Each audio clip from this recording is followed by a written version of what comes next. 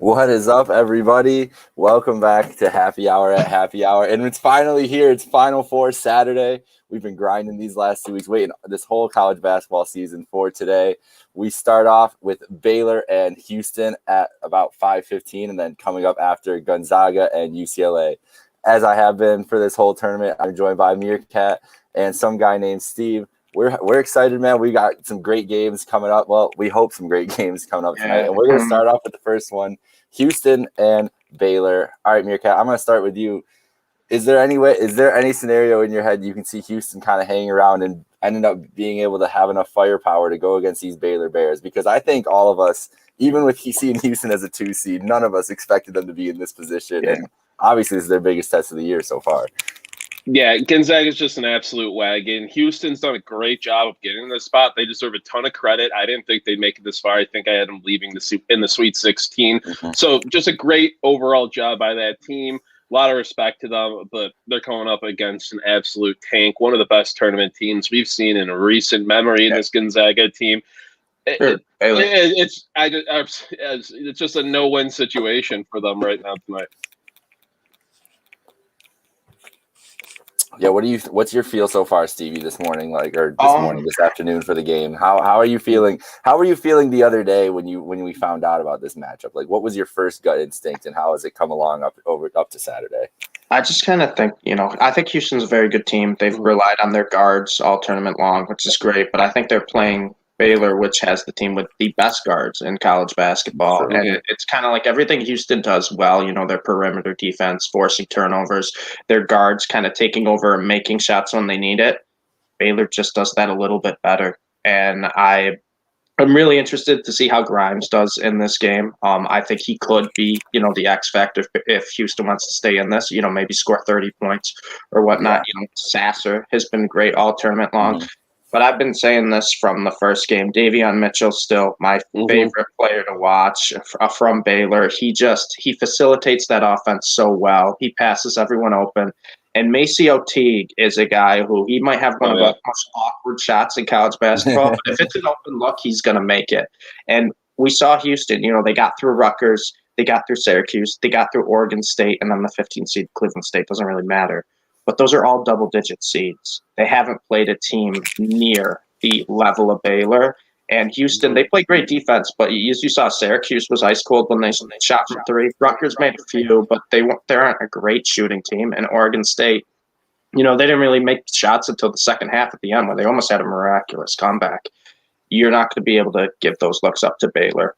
Butler, Teague, Mitchell, if it's an open shot, it's going in. And I really think that's going to be, the big difference here. Houston, they got great guards, but Baylor's are just a little bit better, and they're going to punish them. Yeah, that's another thing I wanted to bring up was just Baylor's backcourt there. I mean, Mitchell's a guy, I thought was going to be maybe around 15 to 20 in the NBA draft before the tournament. I think he's cementing himself as a guaranteed lottery pick. Might even a team might take him, top 10 later on there. Yeah, he's really showing his prowess this tournament, just the ability to step up, lead it, just such a great backcourt. I mean, I was a little low on Baylor at the beginning of not beginning of the year, but just throughout the year. I brought up my thing with them, but they've completely proved me wrong. They look incredible. Yeah, so that's one of the things I want to talk about with Baylor was just those three guards have been so incredible. And really, it's whatever. Every game is different. You never know which one when you're coming in, which one's going to be going off, and they kind of always pick up where the other one is leaving off. It's amazing to see the balance they've been able to have the whole season with Baylor. Right. I was talking about it with you before the tournament, Stevie. I was worried about the shooting for Baylor. I was like, is it going to go cold? But it doesn't. If one of the guys is cold, somebody else, it's cut off the head. There's two more right there. And they got two great guys off the bench who can score, Flager and Meyer. I mean, Baylor really is the complete package where you saw Davion Mitchell got in foul trouble one game, and it didn't really matter because Flager just kind of stepped in. And next thing you know, Butler's kind of running the offense. I really do like this Baylor team. And like we said, I hate picking teams that live and die by the three ball, but Baylor's defense is so good that you can kind of get away with a stretch of 10 minutes of them going cold shooting because they're forcing turnovers, they're getting extra possessions, and they can drive too. And that's one thing I think why I love Davion Mitchell so much. He doesn't, take the contested shot. He'll burn by anybody and run towards the basket, and we'll see if Houston can stop that. Yeah, so Meerkat, which one of these guys do you think is going to pop off today? Are you looking for Davion again? You just sticking with that, or do you think it's someone else coming for Baylor? If they really target Mitchell on defense, Houston, because Houston can get after it on defense. Yeah, Teague's been brought up. Teague can absolutely step up at any time. He's having a good tournament as well. He's an exciting guy, but I think this is Mitchell's game to be like, all right, let's go, boys. Let's get ready for Gonzaga. Yeah, and we can't count out Jared Butler. He's had a quieter tournament, but he could score 30 any game.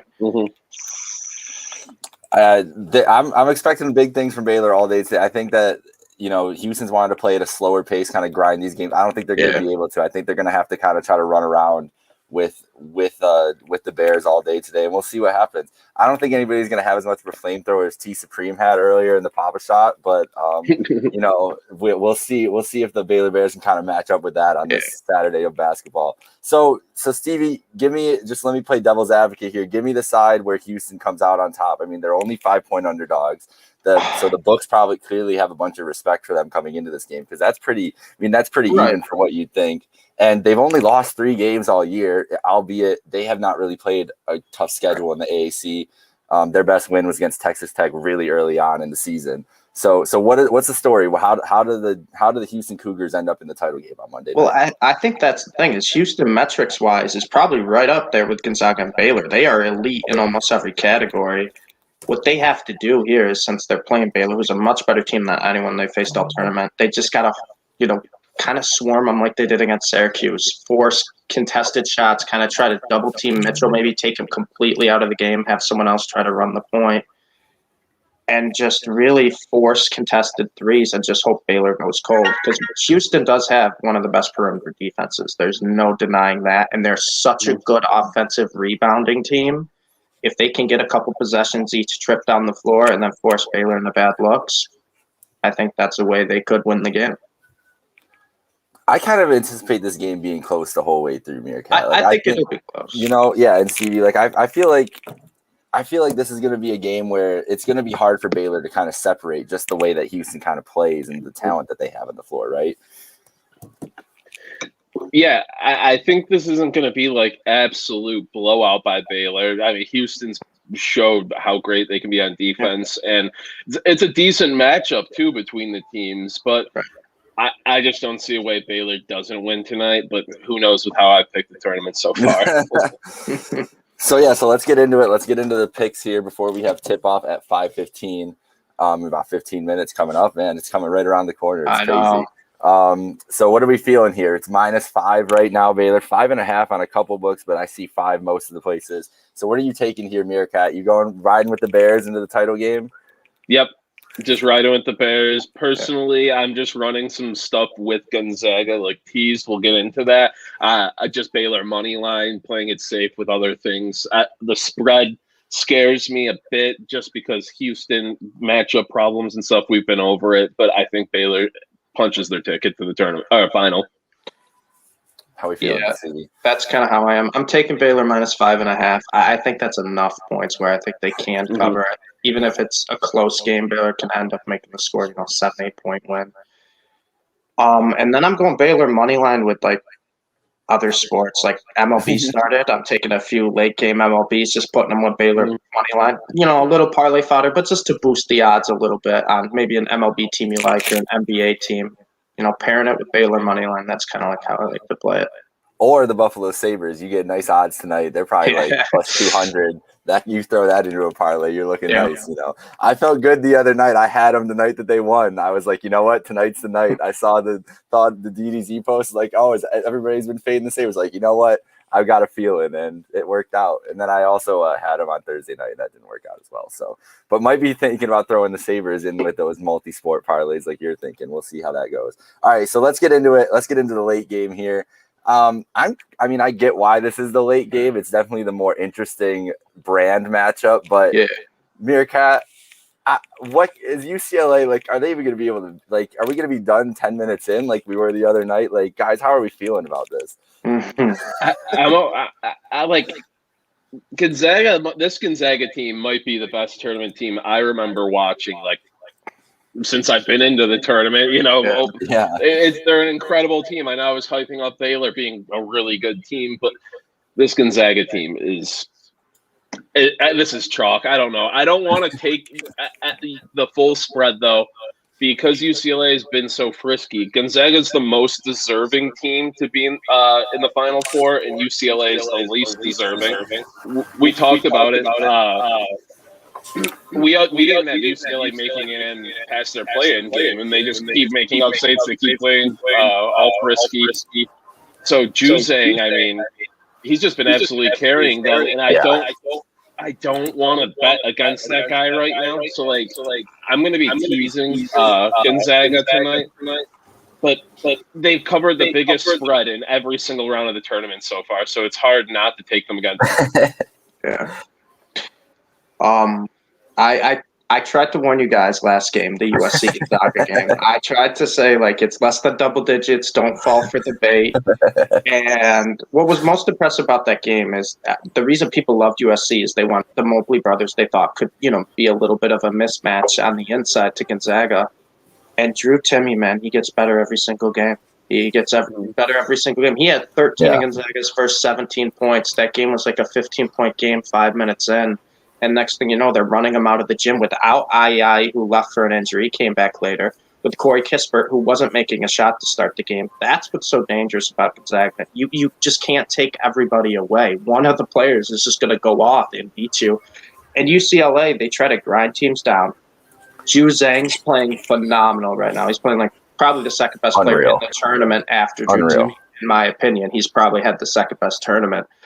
And you look at the wins over Michigan and Alabama. Alabama and Michigan kind of beat themselves when it came down to, missed free throws for Alabama, 4 shots. Michigan, just terrible shot selection. It was just Gonzaga's not going to do that. They just don't beat themselves. And I look at 15 as a lot, and it almost looks like it's the amount of points where they want you to take UCLA. Like, hey, this Cinderella story, they've been great. They've had upsets all tournament long. But my biggest thing with Gonzaga, just don't overthink it. Gonzaga has made me a lot of money this year, and part of the reason is because I believe in them, even with these egregious spreads that they get. Their starting 5, no starting 5 in college basketball compares to it. And I said, too, I think Gonzaga is the second best college team I've ever watched, probably after the Anthony Davis Kentucky team, just because Anthony Davis was a freak of nature. I mean, no one was ever stopping him. Gonzaga's just too balanced. And you take one guy away, well, guess what? There's 4 other stars in the starting lineup. So which one do you want to take away? Which one do you want to slow down? Because you're going to need all 5 to have a slow game if you want to compete. Yeah, Jay Billis was saying earlier on game day that he's they're literally the best passing and cutting team I've ever seen in college basketball history. And that's what I think we mentioned that before a couple shows ago. That they just look like that Gonzaga just looks like the ultimate college basketball Spurs team. They just literally deadly from everywhere. There's always making the right basketball play, always making the right move. It's nuts. It's crazy to watch. There's just, I feel like we could be looking at this team 5 years, 10 years from now, and all these guys whether they're superstars or just good players in the NBA, we're gonna be remember that Gonzaga team that had those 5 NBA guys that are all really good and have had a moment. I feel like we have that with this roster, and we're gonna be looking back at this team as special.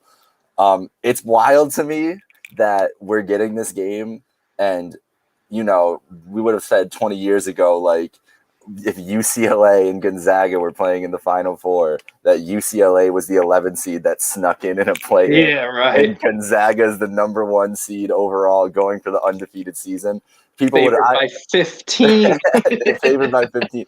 I asked my dad that the other day. I was like, what would you have thought 20 years ago in terms of that? He's like, I would have asked you who Gonzaga was. So that's where we were with casual basketball fans, and now UCLA trying to play spoiler. But does Juzang, does he have the Kemba potential? Is there that potential where he puts it on his back? Could we get 35 points, 40-point performance for him tonight? Well, that's the thing. Even if he scores 35, 40, you're going to have the other starters at UCLA to combine for probably 40 as well, because Gonzaga's not scoring less than 80. And UCLA has slowed down Michigan. They've slowed down Alabama. I don't think they can slow down Gonzaga. They play too fast and they're too efficient. And when you average 92 a game, yeah, if 92 Juzang goes big, for 40, Gonzaga could probably still win by double digits. That's the problem. So yeah, Juzang needs to absolutely go out for this team to have a chance. You saw the Michigan game. UCLA outside of him looked pretty awful. I mean, my favorite stat from that game is UCLA only had 5 players score points in that game. Like, absolutely no depth. And they're in the Final Four. Like you were saying, Stevie, it's the perfect line to make you think UCLA is going to cover because what they did this tournament. But Gonzaga could win this game by 30 tonight. Just don't overthink it. I wouldn't be surprised if they won by 30. I mean, what they did to USC was a statement because everybody said that's the matchup that might give them fits. The two big athletic guys down low. And Drew Timme just worked them possession after possession. Now, Mobley did get his in the second half. There's no denying that. But by the time, he was, making an impact, it was a 20-point game, and it kind of stayed that way the whole way. I just don't – even if Juzang goes nuts, I just don't think really it's hard to picture it. It really is difficult to picture watching this Gonzaga team, seeing, there's just not enough. After watching that performance, like you just said the other night against Michigan, it's so hard to picture, okay, yeah, this team definitely ready for Gonzaga. They're ready to go in there because it's just a lot of – it's going to take a lot. It's going to take quite a bit of shooting, like a masterful shooting performance or a historically bad shooting performance by Gonzaga, I think. Well, that's the thing. Gonzaga has to beat themselves as well as you beating up. You basically have to beat Gonzaga twice. You have to beat them, and they have to beat themselves. Yeah, they have to turn the ball over. They got it, and it's just you're asking a lot from that point. But maybe this is the one point. I mean, it's going to be interesting. What do you guys think the atmosphere, just in general, for both these games is going to be like? They're in Lucas Oil. But usually in Lucas Oil, they're in the middle, so they're kind of off to the side or whatever. Do you think it'll be a good Final Four atmosphere there? This year just doesn't feel right. Obviously, we couldn't wait for the tournament to get back after last year, but the vibe's still off, just without full capacity and all that stuff. All the obstacles there still has been. Little less hype around it. Some people are saying this might be the worst Final Four they've seen in recent memory, which outside of, you have a team like Houston that's not exciting, even though they've played great basketball. Then UCLA is just how did they get here? But I hope it's all right. I feel off personally because, we have a Final Four party every single year. I've done it. I've been, my dad does it, and it's just something that's part of my life. Didn't get it last year, obviously, no tournament. Super lockdown this year. We're still not doing it again because of everything. So it's just the vibe is off for me. I'm still excited for the games. Don't get me wrong. Usually it's Christmas for me. I could not sleeping the night before, and it's just I didn't sleep last night but it wasn't because I couldn't wait for these games. Yeah, I think that's the big thing. Until we get full capacity again, it's just college basketball. It's the crowd, I think, makes the biggest impact. Probably the sport where it makes the biggest impact, especially, when you get these lower seeds, these underdogs, they go on a little bit of the run. The crowd gets behind them. And with limited capacity, I think we've kind of seen that it makes it easier for the elite teams to get out of holes or get out of trouble just because, you don't have that pressure with the crowd adding on to you, jumping on the underdogs. And I also kind of think here, too, that a lot of people kind of want to see the better teams win, right? Well, with Gonzaga and Baylor, these are two teams that have just been battling for years. A lot of the country has kind of been pulling for. We didn't. This game was supposed to be in the regular season. We didn't get it. They tried to reschedule it a few times. It got canceled. And now we have a chance to see Gonzaga, Baylor, and everybody, all the, Gonzaga, we don't think Gonzaga's good because they don't play in a good conference. They've played nobody. That crew kind of wants to see Gonzaga, Baylor because they want Baylor to beat them. And then you have the crew that's, been behind Gonzaga for, the past, 15 years, building this dynasty that they've become, where it's all right, maybe they can finally get to the moment where they can cut down the nets. Maybe this is the year Gonzaga can finally, finish the job, and they're not just going to be that team that goes 32-2 in the regular season and wins the West Coast and then loses Sweet 16 or loses in the Final Four. Maybe this is the year they can finally fulfill that destiny. So I don't really think a ton of people are rooting for UCLA and Houston. There may be some, but I really do think this is the year that kind of the general public is pulling for the two big dogs, because we want to see that game. No one wants to see UCLA. Well, everybody wants to see Gonzaga just win a fucking title finally too. Exactly. Like, it's been such that's what I'm saying, right? Yeah, like it's been and that's when it comes down to like the UCLA underdog story. It's like, all right, yeah, sick. Like they're an 11 seed, but it's UCLA. It's UCLA. Yeah, most casual people, like especially people like older, more middle age, like 30s, 40s, 50s. They've seen is UCLA dominate or heard about UCLA dominate their whole life. So just anybody casually watching it, they don't care what the seed number is of UCLA. Right. They're just gonna be like, oh, that's UCLA. Like I think everybody, like I feel like the vibe I get is that everybody just wants Gonzaga to do well. Like everybody's like, these dudes deserve it. And with Baylor too, they're a bigger school, and then obviously in the Big 12, so they're not going to get that kind of same, underdog story with the West Coast Conference. Right. But that Baylor team and Scott Drew have been through some crazy tournament disappointments the last couple of years. I mean, absolutely. Meerkat, me and you talked about that, and Stevie, we talked about it too. Like how many times Baylor has just like destroyed us during just fallen short. When you look at their team coming in, you're like, this team could make a run, then they lose first round. Yeah, just one of those teams, but I'm happy to see them where they're at. My brackets are busted. Michigan's out, Illinois is out. I'm really just rooting for Baylor Gonzaga final, and I'm rooting for Baylor to, hopefully make some noise against Gonzaga team. I think they match up well. That's all I want at this point. That's kind of the boat I'm in. I think Baylor gives Gonzaga the best game by anyone this year. And I love Gonzaga. I've been watching them all year long. So I enjoy watching them beat teams by 30 just because I love how good of a team they are. But I really want to see Gonzaga play Baylor because I think that'll be the first time this year. I mean, West Virginia, too, to a point, challenged Gonzaga. But where Baylor could really give Gonzaga some fits. So yeah, it's the one we've been waiting for all year long. Yeah, so I'm hoping we get it. So we both know where we are. We're all of us are riding on Gonzaga Baylor. We want to come back here Monday and have the full. I don't want to talk UCLA versus Houston. Come on. No, not at all. Not at all. All right, boys. Well, we're about to tip off right now here for the Final Four. The Final Four is about to be underway. As always, this is Jake Micah. I was joined by Meerkat and some guy named Steve breaking down the bracket, and we're almost here. Final Four Saturday. Let's go. Enjoy the game. Stay hydrated and have a good night, guys. Have fun, boys.